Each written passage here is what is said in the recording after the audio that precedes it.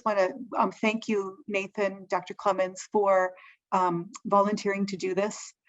Dr. Clemens is our second workshop, essentially, or panel, and he's going to be talking about the academic job interviewing process. Dr. Clemens is an associate professor in the Department of Special Education, and he's been at UT since 2016. So I'm really excited to hear what you have to say, and I hope that people have plenty of questions for you.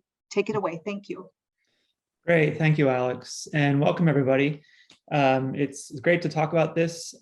This is a slide deck that I put together with Dr. Kristen McMaster, who's a colleague of mine at the University of Minnesota. And we presented this a couple times at conferences, student-oriented sessions. And so I thought it'd be a great idea. It just sits on my hard drive. So I posed it to Alex saying, hey, I have these slides that it'd be great to talk to students about, especially this time of year, where a lot of people are thinking about, we're actually in the interview process, or perhaps thinking about it for next year or the year after. Again, I'm Nathan Clemens from the Department of Special Education. I do work in reading and reading development, but I've had, this is my second academic position. My first was at Texas A&M. And I've experienced as an interviewee myself, interviewing for academic positions. But I've also served on a number of search committees in which we've hired individuals for academic positions too. So I've seen both sides, both as an interviewer and an interviewee. So I'll be talking primarily about the interview process. So we'll talk about a few things about what happens before the interview and some things for you to think about. But we'll primarily focus on the actual interview itself, the visit that you do as part of that interview process. It's usually a 1 to 2 day, sometimes even a little bit longer, visit to the campus, and we'll talk about what you'll do there, what you can expect, some things you'll think about, some things that are important to think about beforehand and then during, and then some things to think about afterward. So. I'll try to stop periodically and take questions. Please feel free to jump in with a question if you want to. Also, feel free to post a question in the chat as well. I think Alex will be monitoring that, and she can notify me if there's questions. But we'll also have time at the end for discussion and questions as well. So anyway, yeah, I hope to make this interactive, and please, at any point, ask for clarification or expansion as needed.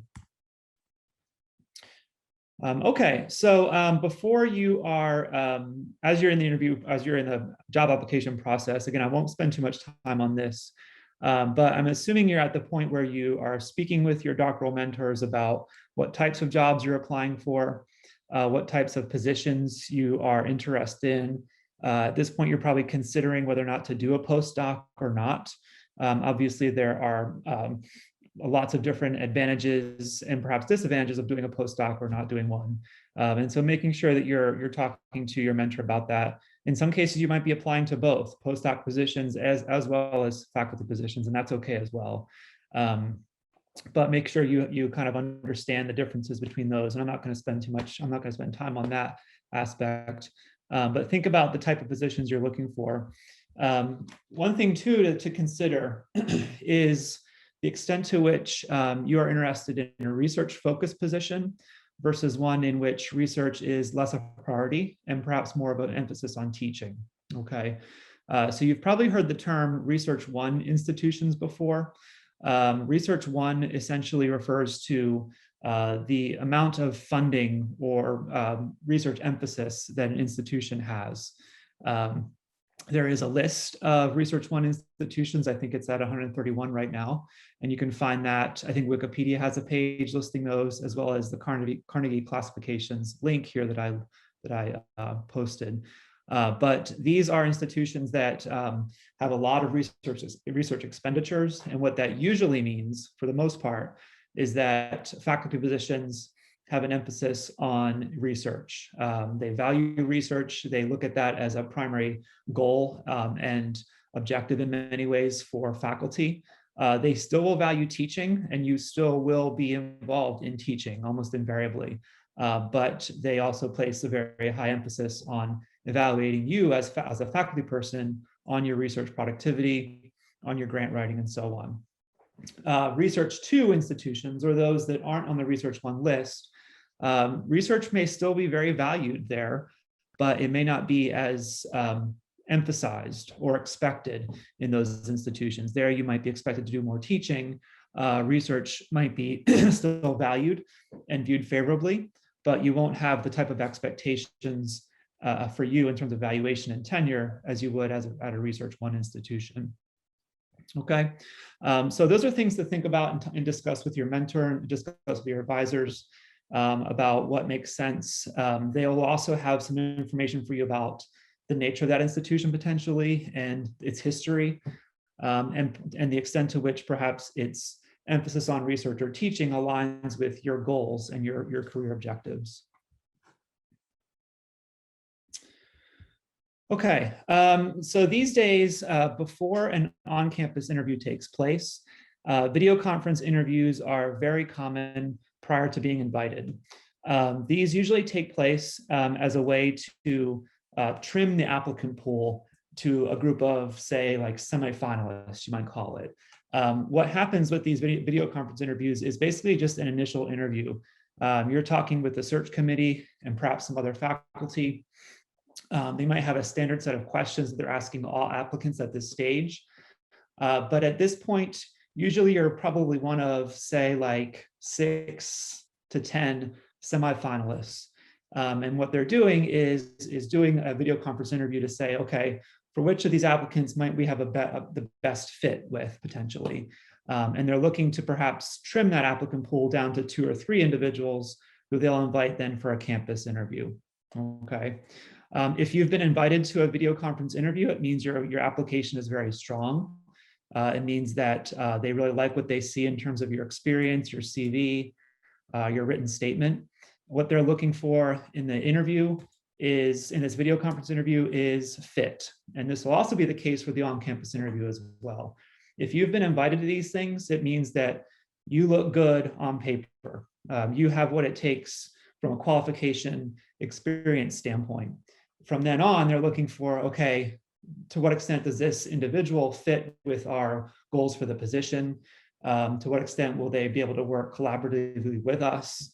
Do you think we would enjoy working with this individual? That sort of thing. They're looking for fit at those stages. So that's typically what is happening here.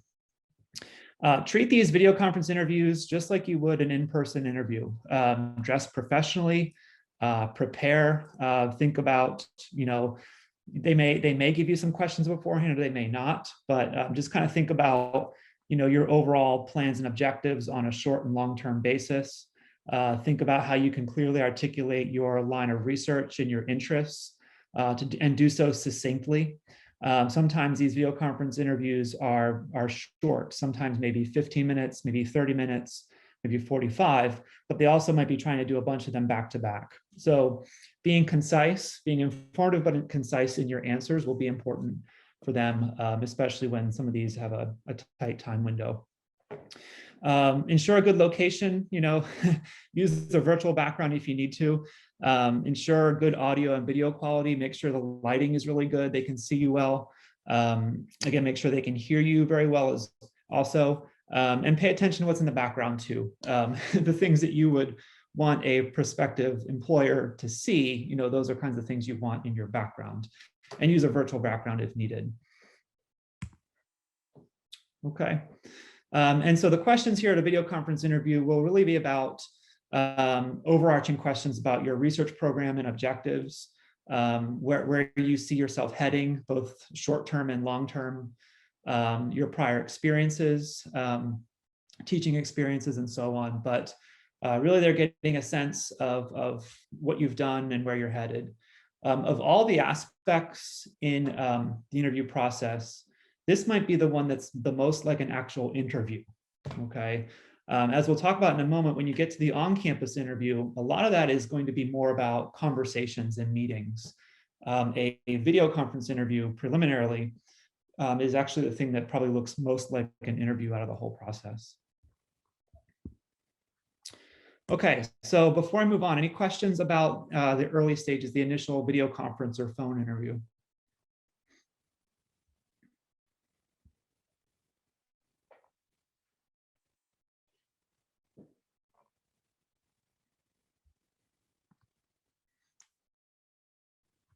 Okay, good. Well, if you've been invited for a video conference interview, know it's a great step, and it also means that your application is being viewed favorably. So, so those are a very good thing.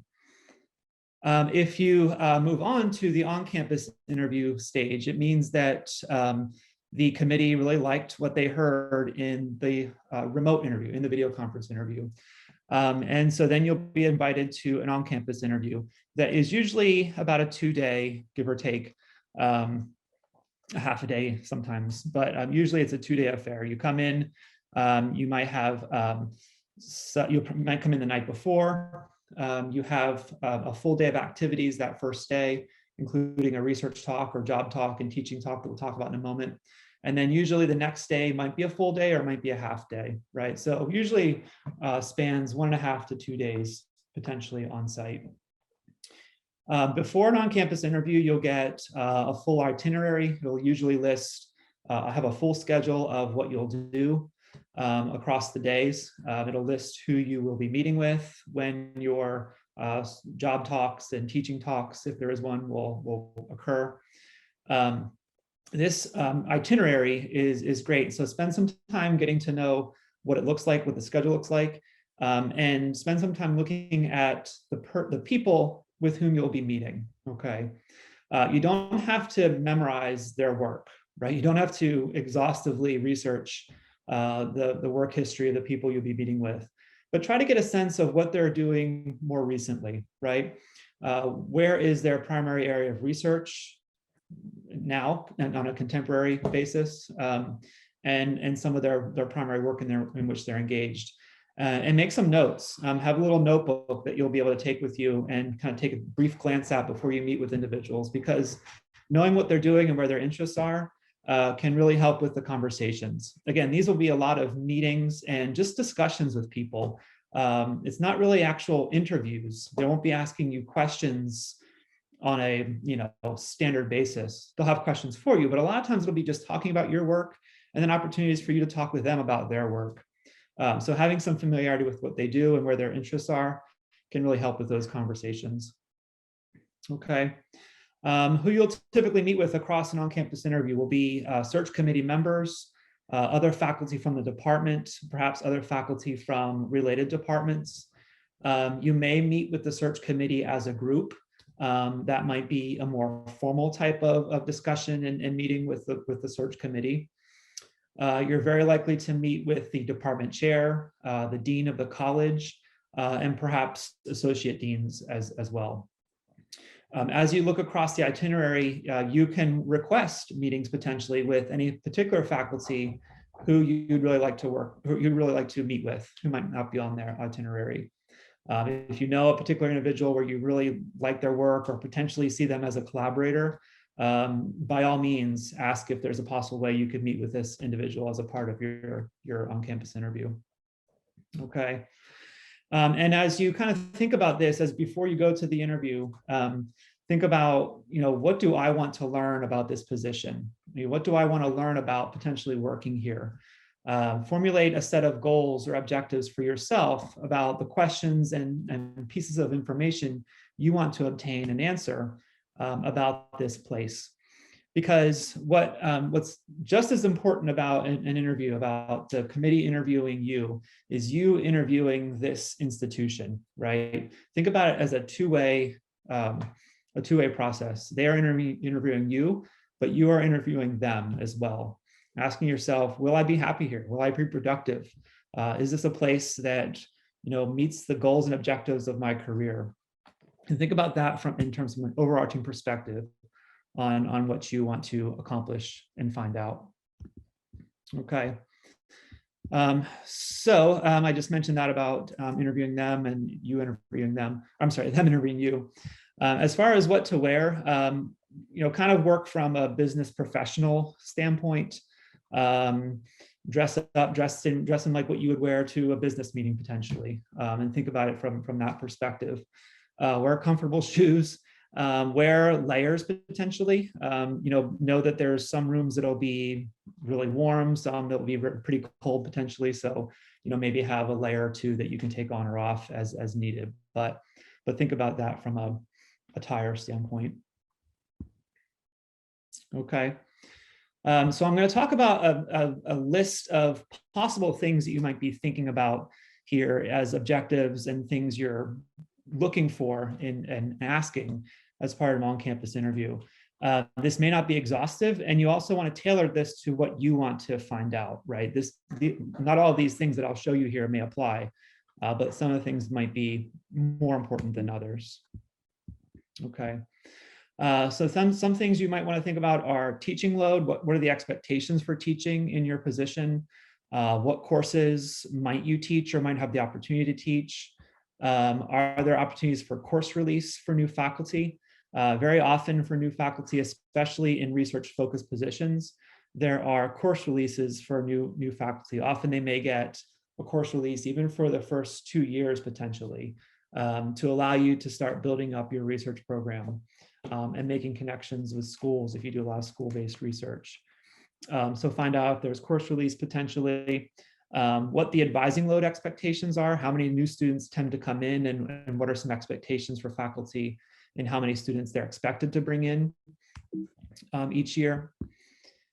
Asking about the tenure process and supports. Is there an annual review process where you're getting feedback? Is there sort of a midterm review on the way to tenure? Tenure clocks are usually 6 years, and very often institutions have annual reviews, but also a midterm review at the 3-year point to really get more in depth in terms of where you are and where you're progressing towards tenure expectations.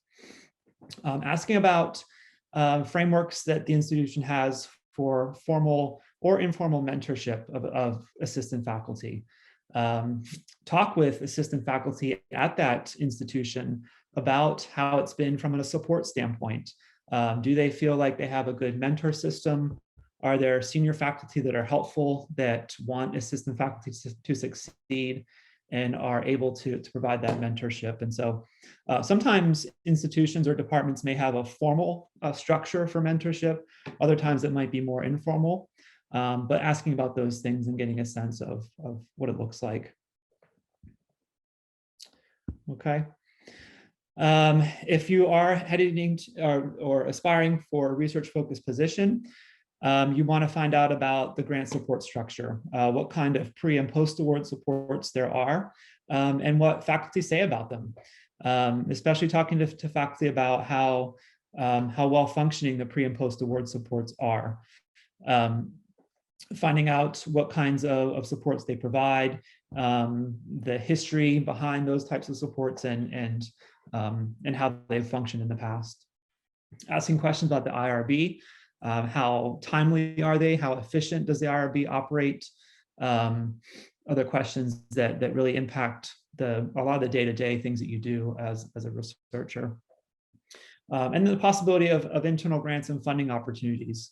You going in as a first-year faculty person, you know that it's tough to get the IES awards, and you're not going for an R01 right away. But very often you build momentum, build up your CV, and build experience and acquire data through smaller grants. So what kind of opportunities are there in the department, in the college, and in the university for internal grants and funding opportunities? Where is there funding available for pilot studies? And starting to give you data that will build potentially into larger grants down the road. What does school partnership look like? I'll mention that a little bit in a moment, especially if you do research in schools, talking to faculty about what school districts are more amenable or more willing to collaborate with researchers there, and where have they had success in building collaborations. Okay. Ask about other responsibilities. If this is a field in which licensure is key, will there be expectations on you and other faculty to run the licensure program or to participate in periodic evaluations by outside committees and so on? Will you be needing to supervise student teachers? That might be something you want to do, and that would be something to ask about. You can ask faculty about where they live, cost of living, what it's like to live in the area. Those kinds of things are really helpful to know. Will I be happy here? Can I afford living here? And so on. And then if you have a partner or spouse who will be moving with you, you can also ask potentially about partner job search support. Very often departments and colleges have an office that helps with that helps look for job opportunities for a spouse or partner at the university or perhaps in the area, and they can help with job placement in that way. Okay, and really the bottom line is in what you're asking yourself across the interview process is, would I be happy here, right? Does this meet my expectations? Does this align with my career goals? And is this a place where I can thrive as a young academic? And thinking about your questions and framing it in that objective. Okay, so I'll stop there for questions and then we'll get into the job talk. We have one question, Nathan, in the chat from Jenna, who asks, can you talk a little bit more about the meetings with various members of the on-campus interview? Will faculty have questions ready? Are we expected to initiate and lead the conversations during the scheduled time? I'm especially curious about what this looks like with the dean. Mm-hmm. Yeah, so those can look different depending on who you're meeting with, and then sometimes the institution itself. Very often the individual meetings with faculty people across the day, you'll have several of these, numerous across the 1 to 2 days of the on-campus interview. Those look more informal. Those are more like conversations. They may have some questions for you about your work and experience and goals. It may not be very formal. A lot of those, in my experience, certainly have been just nice conversations, talking about research, and especially if you have some common interests, those can be very enjoyable conversations. Meetings with search committee members or the search committee as a whole, sometimes that can be a little bit more formal.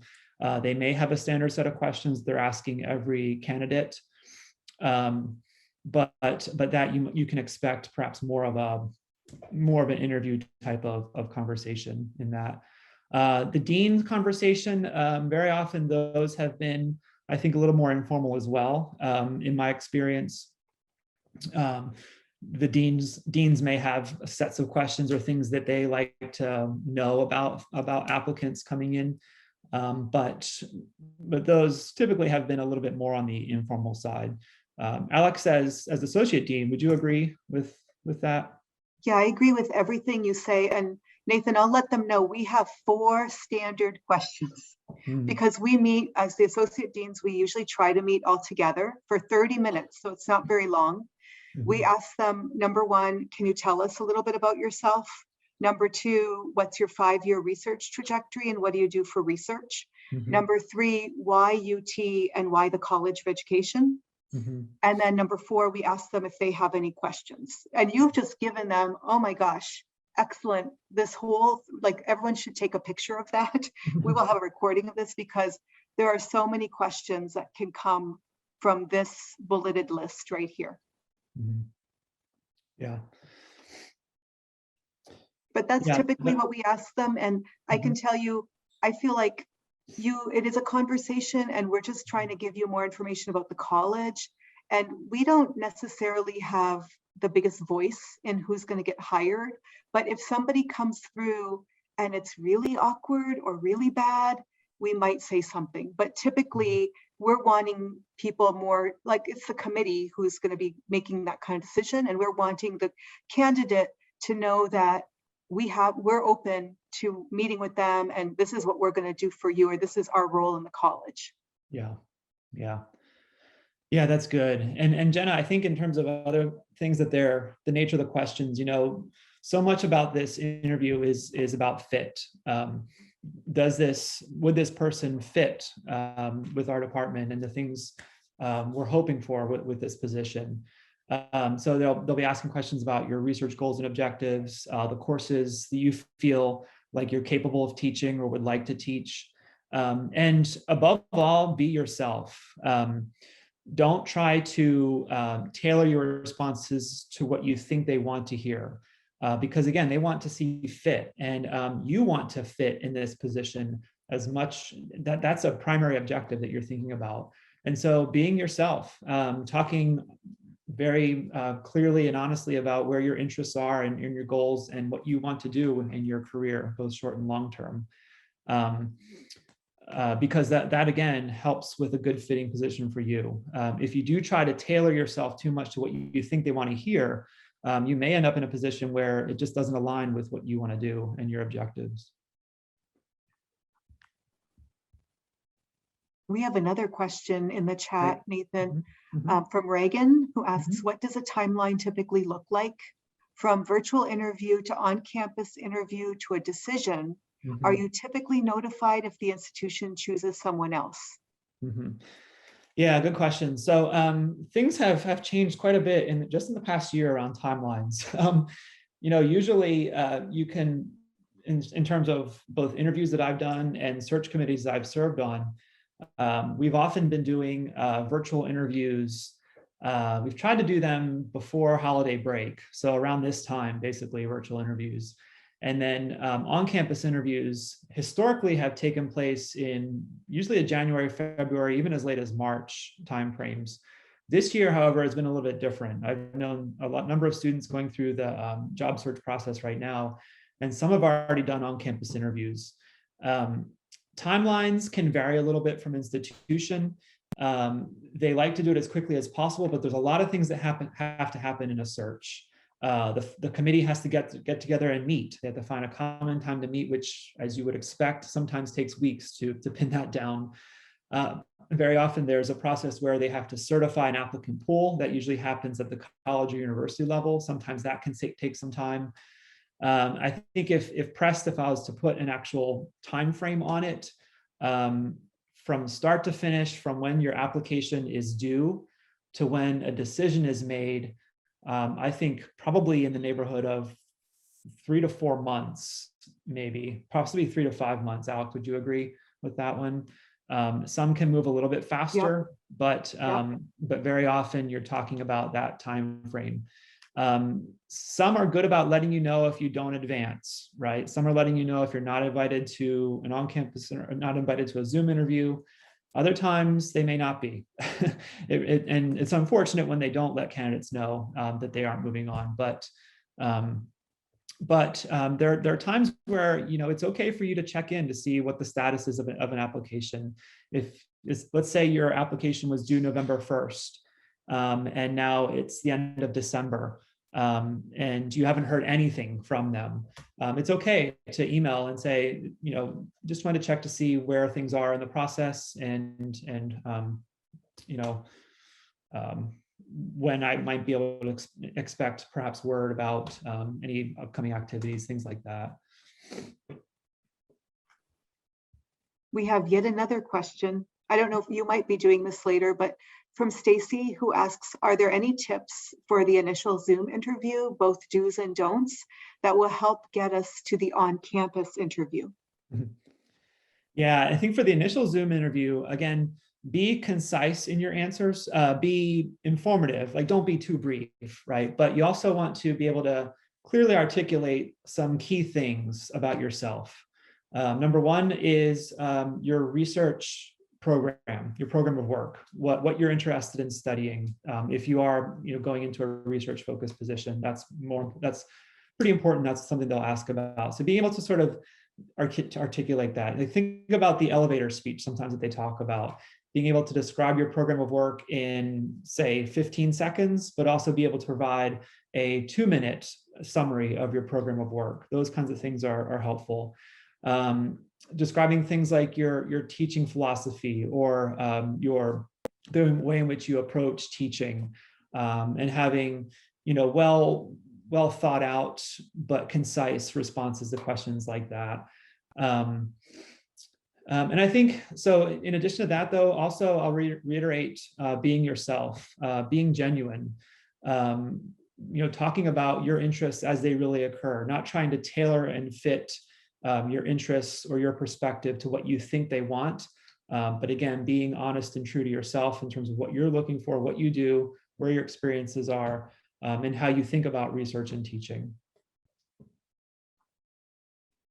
Okay, Great questions, guys. I think I'm going to move on. Please keep your questions, and if I don't answer them, we'll have time for that as we intersperse question time and discussion at the end. But I do want to get to the job talk and some other important pieces that I'm sure you're wondering about. Okay, so the job talks. There may be two talks, so to speak. A institution may have you do a research talk. They may also have you do a teaching talk, and I'm going to talk about both. Okay, so a job talk that's focused on research, sometimes they call it the research talk. This is basically a formal presentation of your research. It's attended by usually a lot of people. It's usually open to anyone in the department or college. It's usually advertised in that way. But you can expect the search committee members to be there, other faculty from the department, perhaps other faculty from other departments or colleges, and students very often as well. Okay. If there's any one component of the on-campus interview that matters the most, I would say it's this. Okay. Now they look at everything. A committee will look at your package, everything about the process. But if you can pin down one single thing that sometimes might matter the most, it sometimes can make or break, I guess you could say, mostly break, but something that can break a decision could be the talk in this way, the research talk. Okay.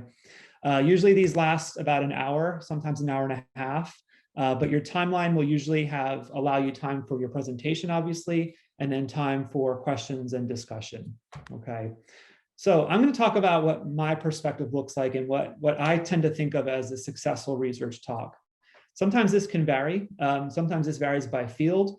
And certainly talk and work with your advisor and mentors on this as well, about how to orient and situate a research talk. But I'll kind of give you my perspective on what tends to be successful, both in terms of my experience as an interviewee and interviewer.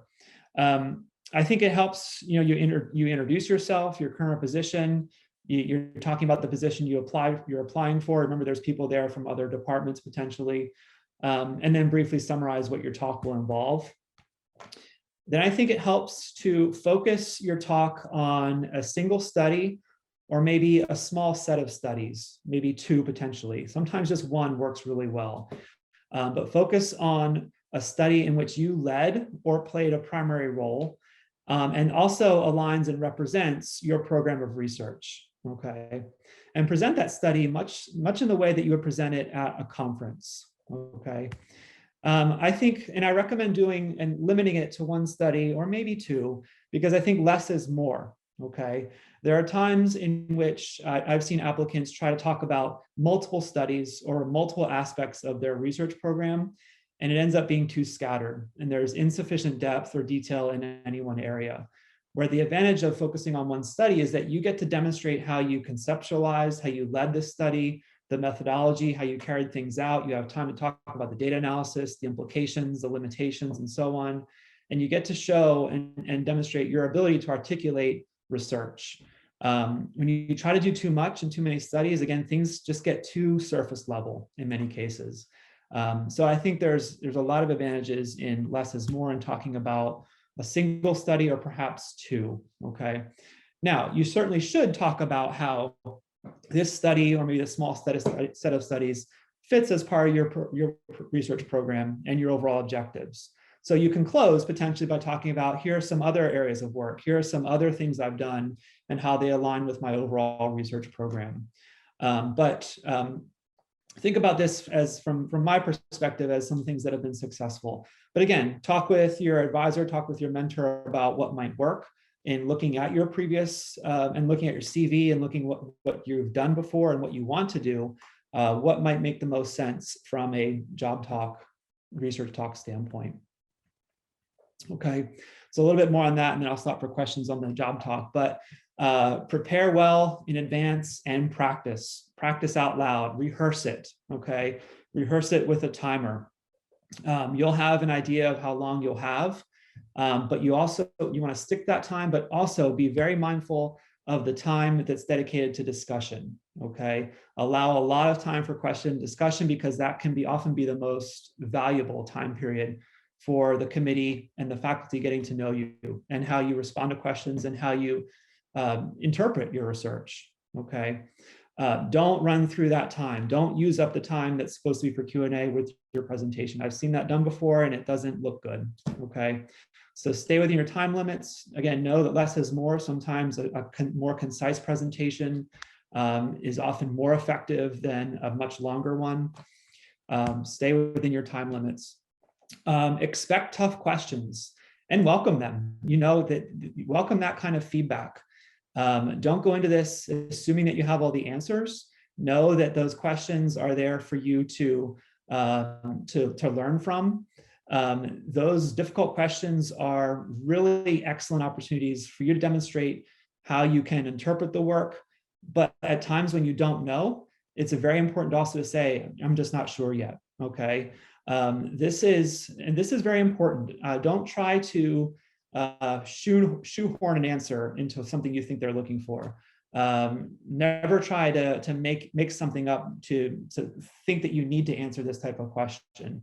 Sometimes I don't know is an infinitely important answer than trying to squeeze some sort of answer into what you think they want to hear. And it really goes back to being genuine and being honest and being forthcoming. So anyway, think about those questions. As part of your rehearsal and practice, practice with other students potentially. You may have other student colleagues that are on the job market at the same time, and you could have a little colloquium potentially, where you share your job talk and they share theirs, and you give each other feedback. Advisors very often and mentors are open to listening to your job talk beforehand and giving you feedback. So those kinds of things are important. Make sure you're practicing out loud too. As many of you have probably experienced in doing a presentation, you hear more about the quality of your presentation as you say it out loud. You notice trouble spots, right? You notice areas where you tend to stumble or places where maybe you have trouble articulating it. As you're reading it silently, sometimes you gloss over those kinds of things and you miss them. So take time for preparation, rehearsal out loud in advance with a timer, knowing your time limits. Okay, so I'll stop there for questions, comments on the research talk. We have a question in the chat. Is it okay if this study in your research talk is your dissertation and you have not completed collecting data? Can you speak about anticipated results and data analysis? And that's from Reagan. Yeah, I think so, especially if this is something, if this is an example of something where you are the primary leader of this, and even if it's your dissertation that's not quite finished yet. I think those are perfectly fine for sharing in a job talk. You want to obviously be very clear and honest about where things stand with it. What you don't know yet, you're being very clear about that. But you can talk about what you anticipate, what you hypothesize, and the process so far. Sometimes that can be very valuable. Talk with your advisor about it too. You may have another study that you did that you led or played a primary role in leading. That could be a better option for the job talk itself. But that's a decision to make. But just know that it's perfectly acceptable to talk about your dissertation, even if it's not completed yet.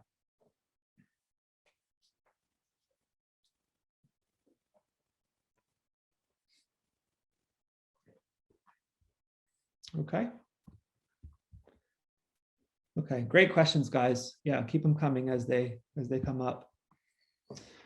Okay, the teaching talk. I'm not a great person to talk about the teaching talk because I've never done one. I've never been asked to do one where I've applied.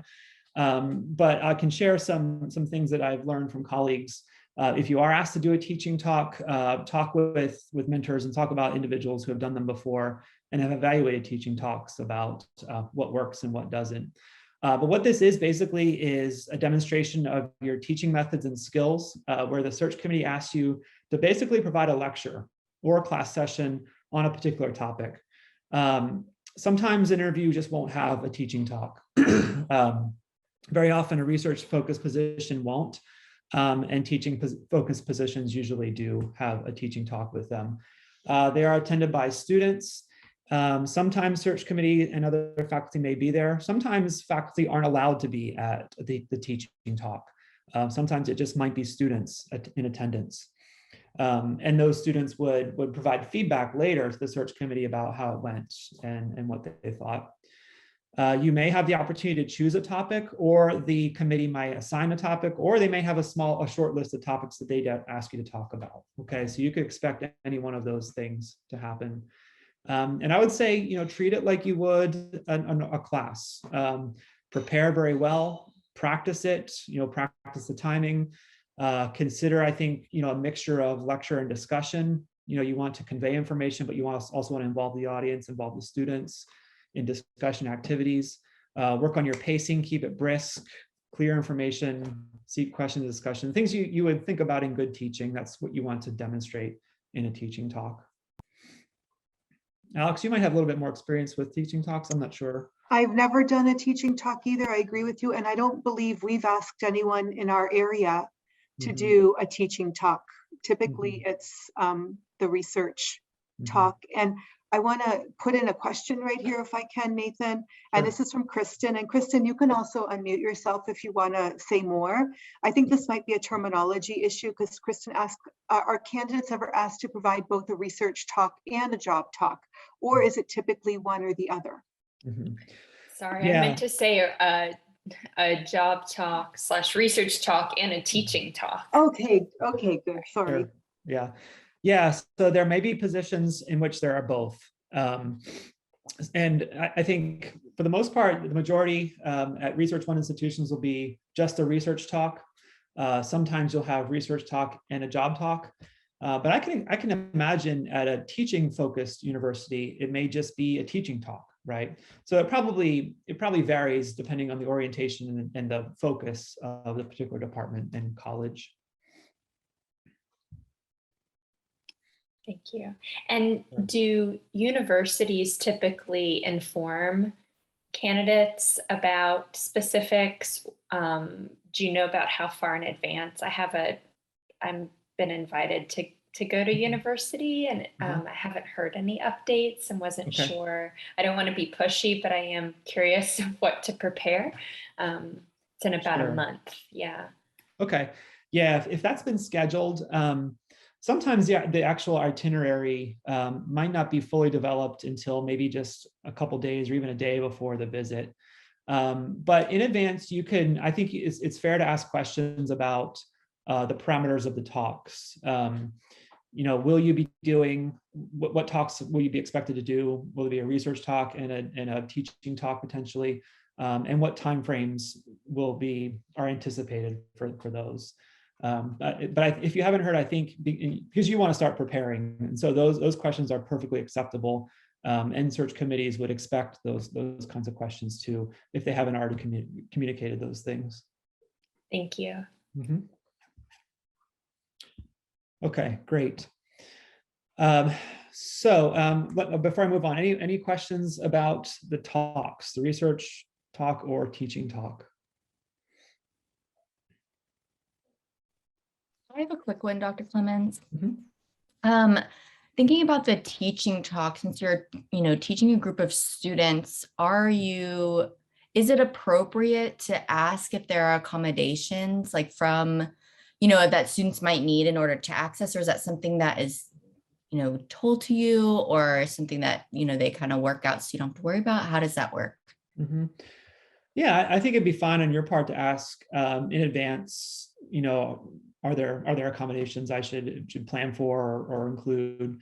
I think you could probably expect accessibility in terms of the physical access to the building and structure and that sort of thing. But those kinds of questions I think are great. I think they also demonstrate that you're thinking about those kinds of things, that access and access to information is important, and making sure that everyone in attendance can access it similarly. So I think it's perfectly fine to ask about.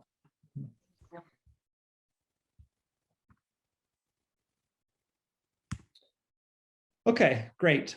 So usually the most stressful thing are the talks themselves. Okay, so making sure you're prepared for those, lots of rehearsal, practice, and so on. But I'm going to talk about some other components of the interview and some things not to neglect and to still think about. You'll probably go on at least one dinner out with individuals.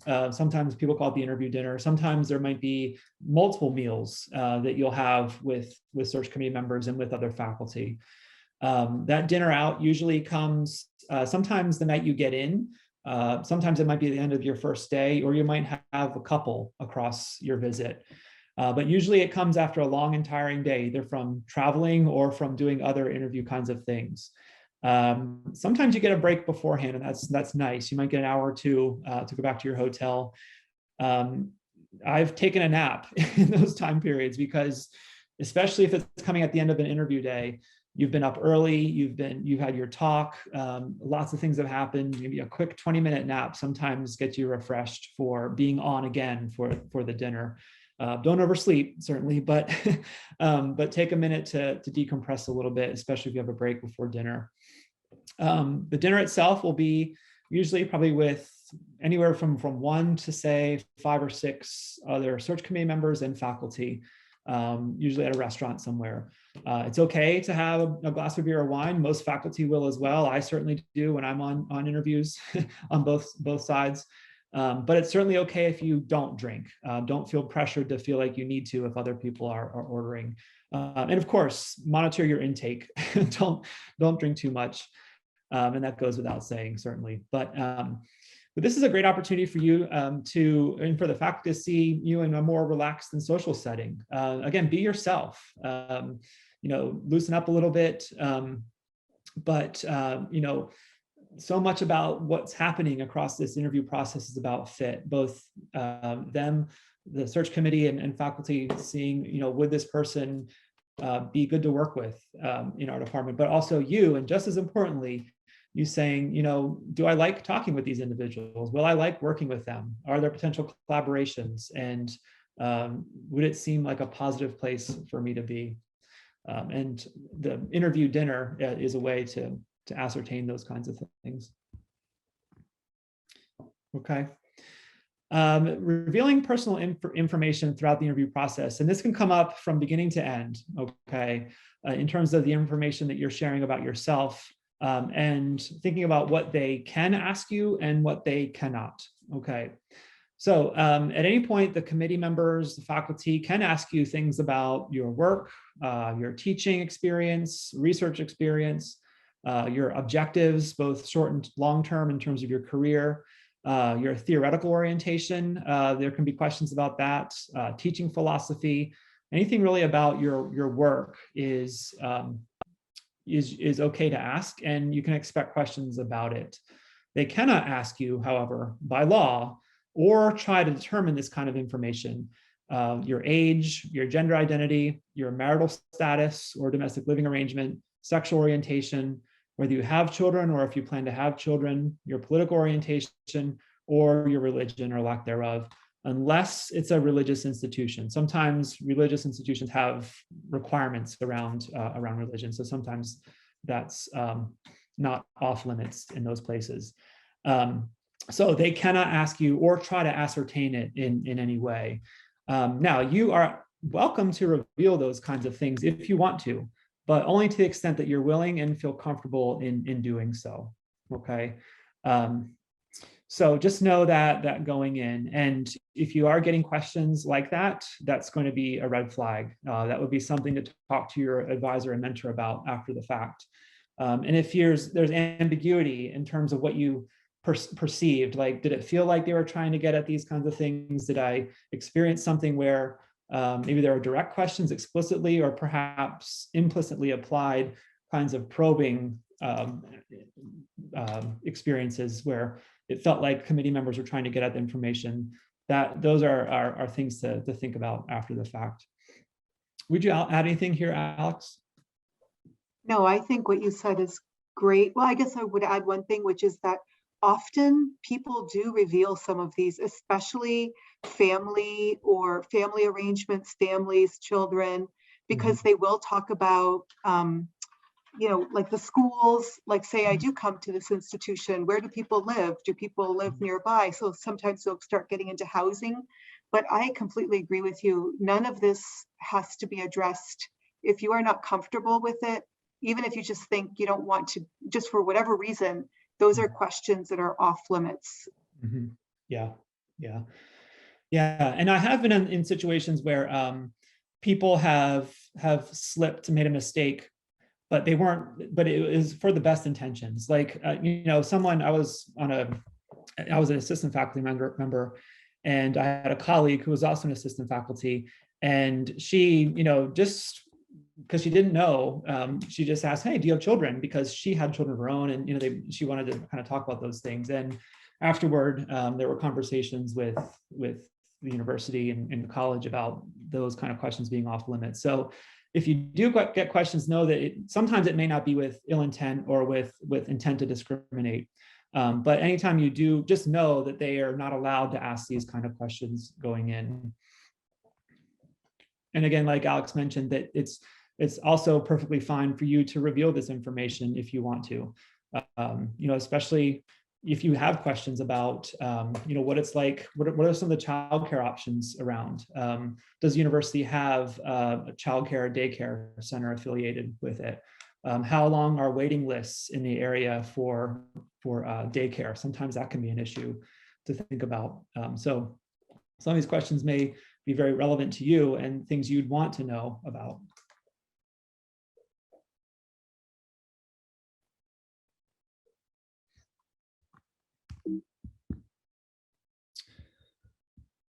Okay, let's see. I've mentioned these kinds of things already. Think about the campus interview more like conversations, less as formal interviews sometimes, but more like conversations. You're able to articulate near and long-term objectives. Faculty will often ask you about things like this. You know, where do you see yourself in 3 years or 5 years? What kind of goals do you have for grant writing? Where do you see your research program developing, and so on, the kind of work you want to do? Those are very common types of questions. And so, you know, your preparation in being able to articulate those kinds of things clearly and concisely will be helpful.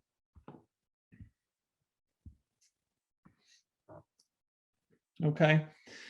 And this is more repeat. Again, kind of think less is more. So, you know, a clearly articulated research interest. You can have multiple strands, and you can even have divergent lines of work. But you know, just be prepared to coherently and cogently describe those. They like to see focus and parsimony. What things that don't work very often are vague, unspecific types of descriptions, overly long, or divergence off in too many directions. That tends to look scattered, right? Kind of think about faculty or committees liking to see focus, parsimony, clear articulation. Okay, so some things to think about avoiding potentially, and some things for you, potential pitfalls that may not reflect very positively on you. I think it's good to avoid asking senior faculty if there's help for faculty in establishing school connections. Very often this does happen. Very often the faculty are great about, you know, introducing you to school contacts and people that can facilitate collaboration, maybe even helping you gain access to people to talk to at different schools. But you don't want to give the impression that you need that kind of help. Okay, so I would frame this more around questions such as, you know, how are the schools in this area around research partnerships, or are there particular school districts that are open to research partnerships, or what does the research application process look like in the area schools? Okay, and talking to faculty who do school-based research about those kinds of things. And sometimes out of those conversations, they can talk about how, you know, people might say, oh, I'm happy to introduce you to some people, or we have this particular office in our college or department that specializes in university to school partnership links. So that kind of information can often arise from those kinds of discussions. Okay. Avoid situations where you're failing to acknowledge your limitations, inconsistencies, or unanswered questions in your work, or maybe trying too hard to have all the answers. So, and I think I mentioned this before in regard to the research talk, but it looks so much better when an applicant can discuss limitations of their work. can talk about how they're grappling with difficult questions, or when things seem to be inconsistent in your results, in being able to talk about that and saying, we're just not quite sure yet, because those unanswered questions are fertile ground for new studies. That is where a new grant may come out, where things were just inconclusive about this study, or this particular intervention didn't work, we didn't have significant effects. Those insignificant effects sometimes are more important than times in which you did. And so not trying to sugarcoat results, not trying to inflate effect sizes that you had, being honest, straightforward, and objective in how you're treating the work. And demonstrating that you don't have all the answers, that you're not trying to force an answer, and all the key questions and important questions that arise from that ambiguity. Those are all really good things to see in an applicant. And so making sure that you're able to acknowledge limitations, inconsistencies, and next steps is important. Try to avoid self-promotion or name dropping, statements that appear self-aggrandizing.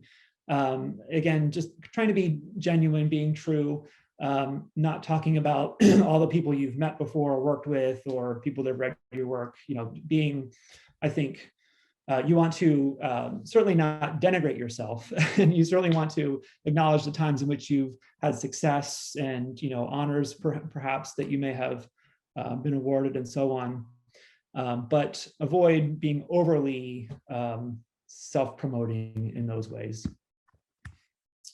Also avoid pejorative statements about the university or the area. Don't obviously avoid statements that might make the area, the region, or the university look unfavorable. You also want to avoid giving the impression that a particular position might be a stepping stone for you, okay? Even if you might think about that position in that way, maybe you really want to be at a Research 1 position later, but you feel like, given where your CV is, that you'd like to start at like a Research 2 institution. Don't make statements about saying, I'd like to start out here, or, I'd like to move on potentially, or I think this place is a great university as a starting point. Avoid impressions that, or avoid giving the impression that this is a stepping stone for you. Nathan, can I add something here? Sure. Mm-hmm. I think even in general, I think what you said at the beginning, like you're interviewing them just as much as they're interviewing you. So very early, you might actually get the impression, oh, I don't think I want to be here. Mm-hmm. But I think you still want to give the impression that, and you can still be genuine, but you still want to get the job. Yeah. Because having a job offer, if you get a second offer, you could potentially use the first one for negotiation. Mm-hmm. It's always better to have a job than not. Now, if the job is completely not a fit, absolutely crazy, zero. But I still think like this kind of, don't give them the impression that you're not going to go there because you're too good for them, or this isn't a good enough place, or the fit's bad already. Mm-hmm. Just avoid that. Yeah, absolutely. And also know that search committee members, that faculty across institutions know each other and talk to each other. And so if like this situation that Alex described, if you decide early on that you don't want to be there, and you kind of blow off the rest of the interview, you're not committed, you say things that, are ill-advised, that could get out. And that could affect potentially an interview later on. And so I think treating the whole interview, regardless of what you think about it going in, with dignity, respect, and effort, is really important. And this actually did happen to one of my students who interviewed at NIH, mm-hmm. and she thought, oh, I don't want this job. And then she actually was a little sick, but she kind of blew it off, mm-hmm. and she didn't get the offer. But by the time she left, she really thought, oh my gosh, I really want to be there. But she had already kind of gone through it, mm-hmm. and it was just irreparable at that point. So it was too late for her. She changed her mind at the end, when it was just too late to go back. Right. Yep. We have a question, Nathan, if you want to take this one. If you're interviewing an R2 institution, would it be more or less advantageous to present a robust research agenda and research goals? Mm-hmm. Yeah, I think that comes back to reading the call, reading the job description. What are they looking for? I think also thinking about, but I think also being true to what you want to do, right? If you're aspiring for a research-focused career, that's what you want to do, I would still emphasize your research at an R2 institution. I think I would tailor it though, because you want to make sure, I mean, you're in an advantageous position to get a job offer, like Alex mentioned. So I wouldn't go all in on that. I would still do things that showcase your teaching skills and other aspects of your skill repertoire. But if this is an institution that doesn't value research very much, ask yourself, would I really be happy here, right?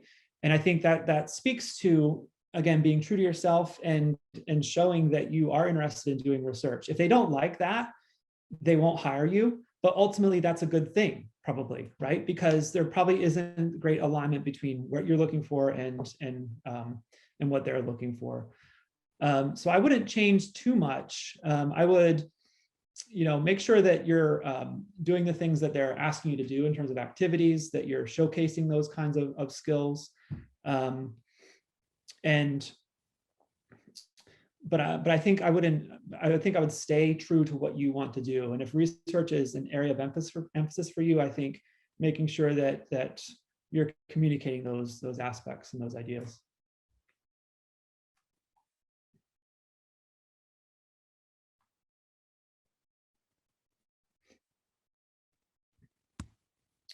Okay. So I'll talk about a couple red flags about a position, some things that you may interpret that may tell you, maybe this isn't such a great place to think about, or maybe I won't be happy here. Certainly a lot of things may happen that could occur, but if you perceive sort of a negative, hostile, or overly competitive climate, sometimes this is difficult to see because in interviewing candidates, a program will put on their best face during the interview. But if you do see something like this, it means it's definitely an issue because they're trying to attract candidates. They're trying to put on their best face. But if these things still bubble up, there's probably this percolating a lot at this particular context. So one good vehicle for ascertaining it is students. The students that are at the particular institution are very good at communicating the culture and climate. Most on-site interviews, an itinerary will include a meeting with just students with no faculty present. And those are really valuable. Those are really valuable for asking the students questions about, how well do the faculty get along? Or, how often do the faculty collaborate with each other? And look at their reactions. Do they have like side glances when you talk about faculty collaboration or faculty getting along? Or are they immediately forthcoming and talking about how well the faculty work together and they're supportive and mentor students, co-advise, that sort of thing, involve students on different research teams and so on. That can give you a sense of how collaborative and positive the climate is at a particular place. Asking students, do you feel supported in pursuing your interests and goals? Those can be revealing questions as well. And you can ask assistant professors that too. Questions around support and mentorship. Do they feel like they have the support to be successful at that institution? And if you're getting questions, if you're getting responses that are ambiguous at times or just outright negative in terms of their impressions, then that certainly could be a red flag about a position. Okay. Say for example, the things in the job description looked good, like it looked good enough for you to apply, but you get there and you're realizing, and it's very clear, the expectations of the committee or the department don't align with either the position description or your goals. Okay, so what you thought might be a research emphasis position at an R1 institution, and they're talking about doing a very heavy course load, say a 3.3 or 4.4 right off the bat. If research support doesn't seem all that well articulated, if they don't have any expectations or have very low expectations around publication and grant writing, and you want a research focused position, that there probably isn't a great alignment or fit at that point. Okay. Also, just know that as you look at R1 institutions, that's the college, the university as a whole. Sometimes departments and colleges within a university can vary in terms of their research emphasis, okay? So an R1 institution may have a department or college in which research isn't quite as expected as perhaps in other colleges or other departments. And so these are kinds of things you're looking for and ascertaining as part of the interview process. Okay. And other times you might have an R2 institution that is aspiring to be an R1. Okay. Very often that's the case in which they are trying to move towards R1 status. And sometimes that can be a great place to be because especially as a new faculty person, because there's expectations for research, but since they're trying to get to that place, they might have a lot of support. They might be able to give you course releases, GRA positions, and so on that can help you be successful as a researcher, because you being successful as a researcher helps their mission of moving to R1 status. Okay. Certainly, if you're getting questions from faculty or administration that seem inappropriate, that suggest potential bias or discrimination, obviously those would be red flags. And afterward, debrief with your advisor or your mentor about the experience. If there's things that you had a difficult time interpreting, or you want to kind of get someone's take, talk to them about it. There may be times in which, your mentor, your advisor might have more context for why someone might say something like that. Sometimes they might say, yeah, that's completely inappropriate. That's a red flag. Other times they might have a way of thinking about it and thinking about a question or thinking about a response that provides you more context in terms of why they asked it. Okay, questions?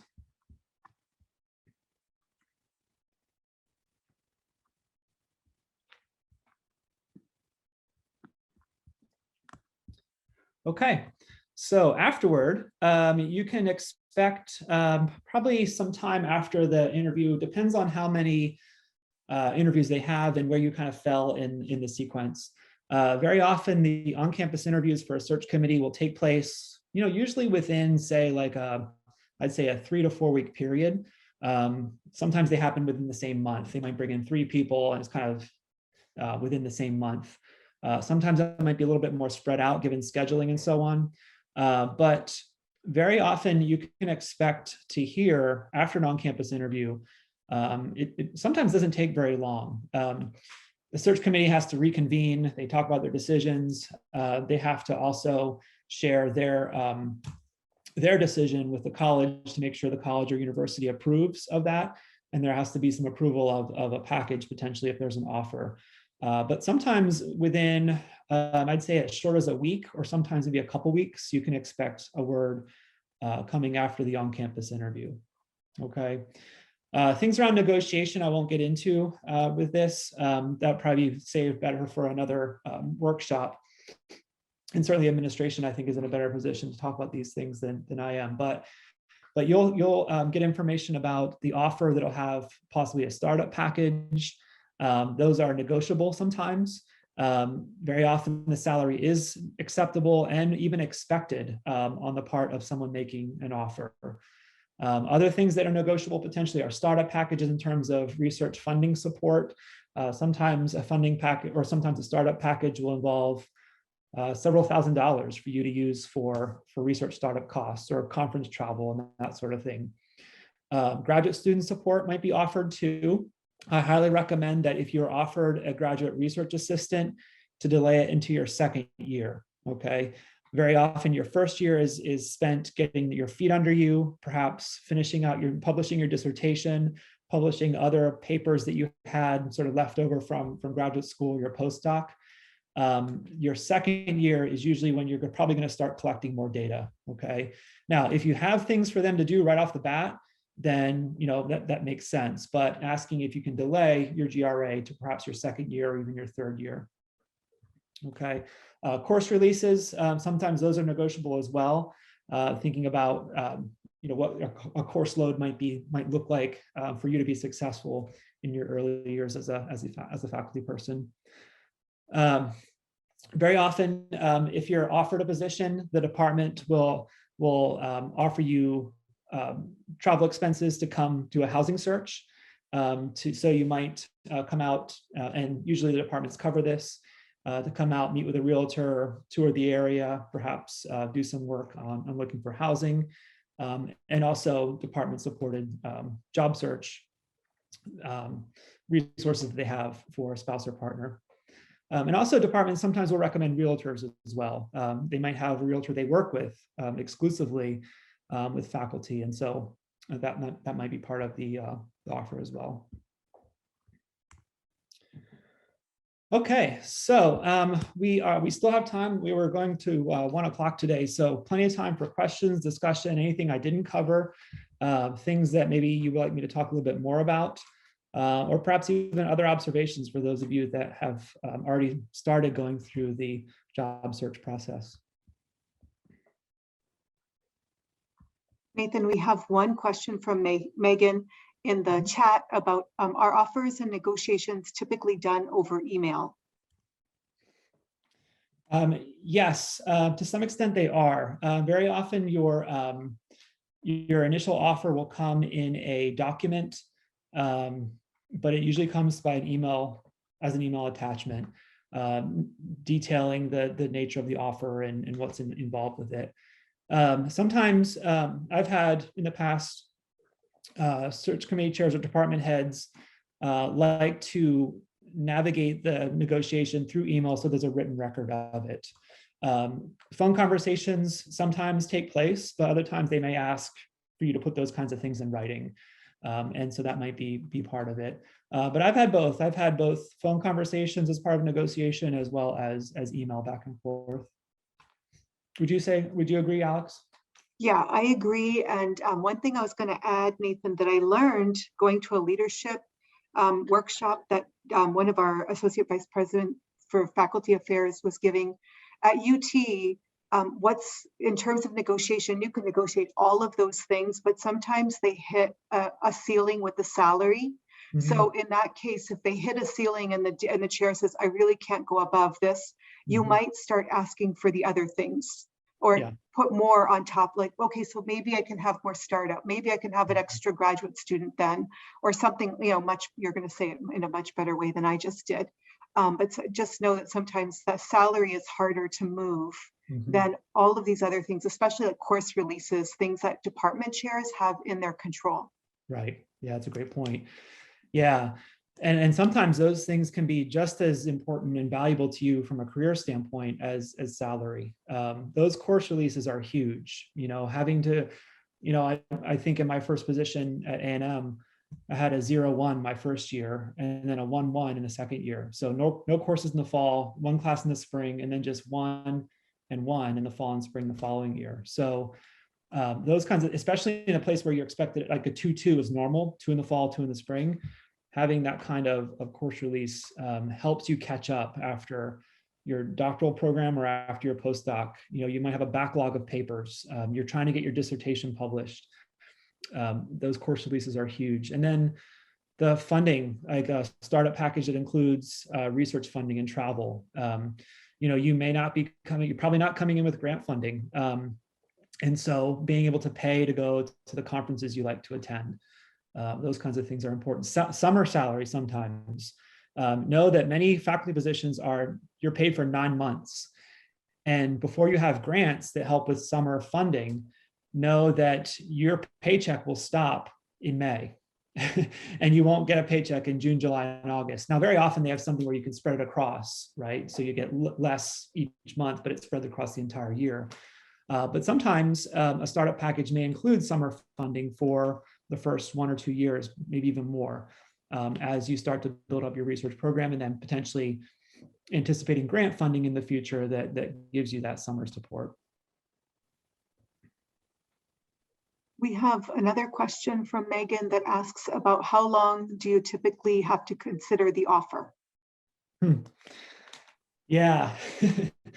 And sometimes you'll get pressure from them. They might indicate we want to hear by this point in time. And sometimes they may very explicitly say those kinds of things. That's tricky. What do you think, Alex? I think I've experienced, say like, I've been able to hold off for a few weeks because I've informed them I have another interview happening, and they understand that. But have you experienced anything different?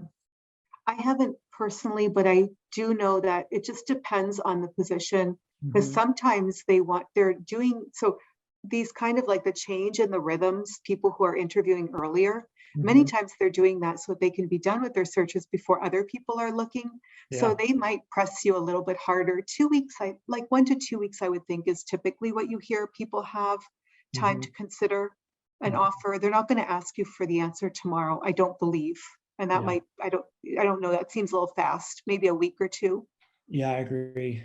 This can be some of the most stressful aspects of it, though. You get an offer, and maybe it's a place where, it's okay. I think I would like working here, but there's this other place where I really want this job, and I either haven't interviewed yet or I'm waiting to hear from them, and that can be the hardest part. I think, being in communication with the individual who's making the offer, usually that's a department head, but just talking to them about what you're dealing with, that where things are, and very often they're human and they're reasonable and they'll work with you on it. I mean, if you are getting something where someone is saying, no, we need an answer right now, that may be an indication that maybe this isn't a place where I want to be. You really have to balance that with how good of a fit it is, other opportunities you have. There's a lot of things to juggle in making that decision about what other opportunities are there, what kind of fit is it, how much do I want to be there. If this is your dream position, you get an offer, then it might be best to just take it, and not let it linger. But a lot of things to weigh and consider.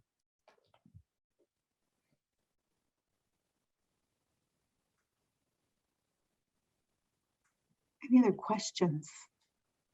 Oh, here's one from Reagan. If you get an on-campus interview, is it reasonable to express that this is where you would like to be? What is your gauge on how much excitement and enthusiasm is appropriate? Mm-hmm. I think it's okay to say those kinds of things. And that sometimes is part of the search committee's decision on whether or not they want to make an offer. Sometimes a search committee only gets one shot to offer to a candidate, and if the candidate turns it down, the search has failed. Okay, and so sometimes knowing that a candidate really wants to be there, they're a good fit in all the other areas, they seem like they're motivated, it seems like the candidate likes it, they want to be there. Sometimes that knowing that can be, sometimes if they're kind of stuck between two candidates, the one who seems to want to be there more, sometimes that can go in your favor. Would you agree, Alex? And so I would not avoid those kinds of things. I think there's probably a point at which you can probably become too egregious in how much you want to be there. But I think you would kind of have a sense of that. But I think it's perfectly fine to articulate that you really like being there, or you really enjoyed it. This maybe towards the end of the interview, sometimes the last person you meet with might be the search committee chair. Sometimes that might be the person who takes you back to the airport, or you have a sort of a debrief meeting with them before. And this might be a place to say how much you enjoyed it, how much you enjoyed talking to the faculty, all the places in which you saw alignment between your work and what they do, other aspects that you think that you liked about it that would help you be successful in that position. I think there's advantages in articulating that. Completely agree.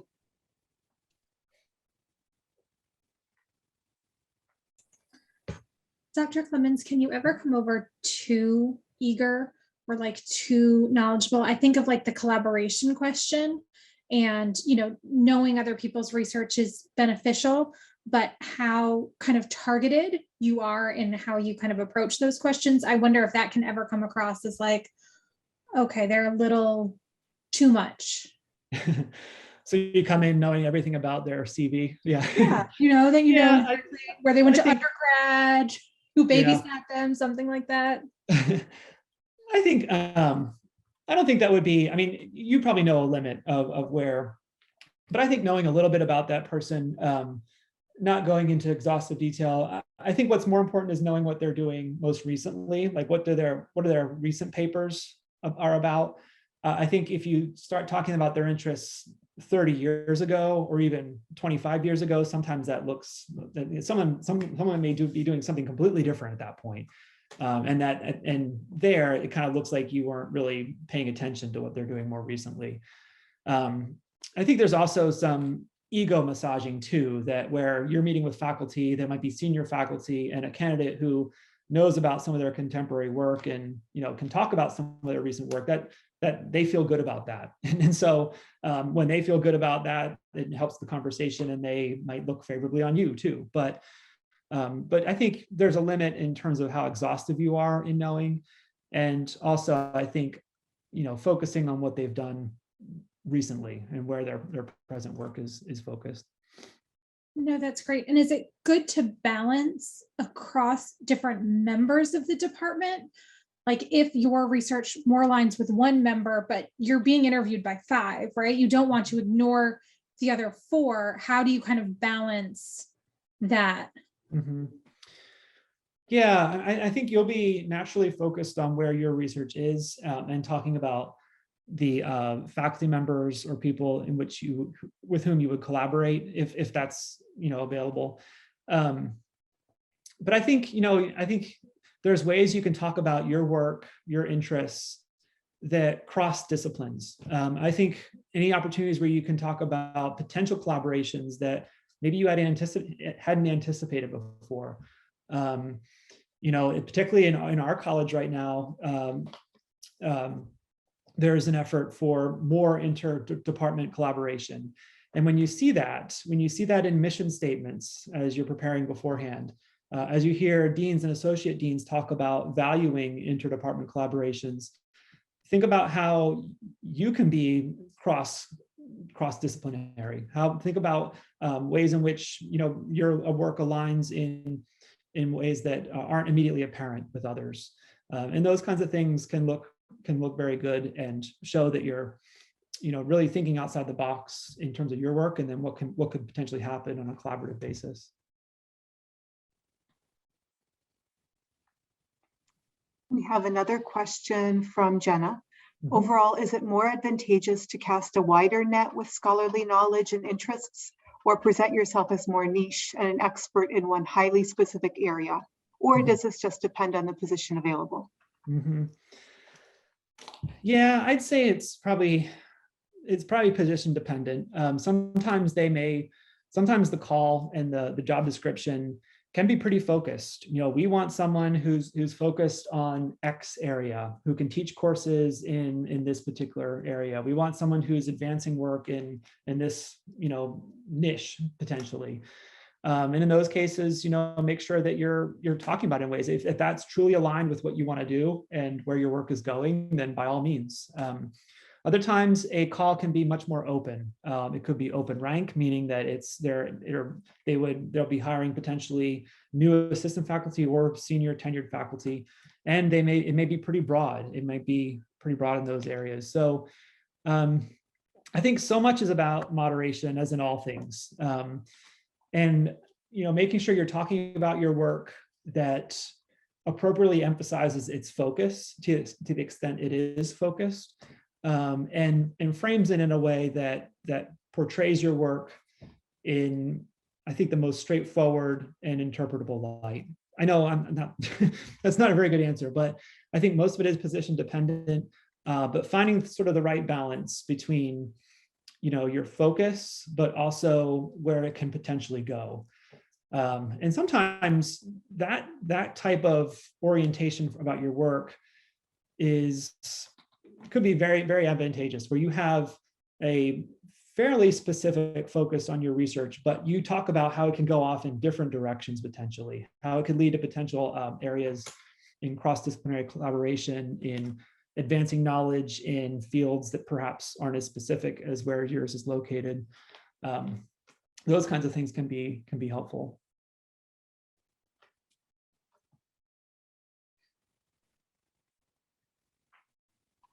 Do we have any other questions?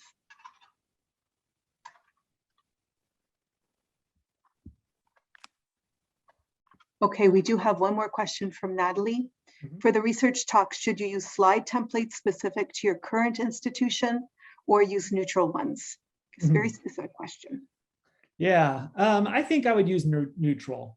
I think I think if you have something from your current institution, you're leaving that place, you're on the job market, and so I don't think it's not a deal breaker. I don't think people would see this as, oh, this is a really red flag about this candidate. But I think neutral just makes more sense in a lot of ways.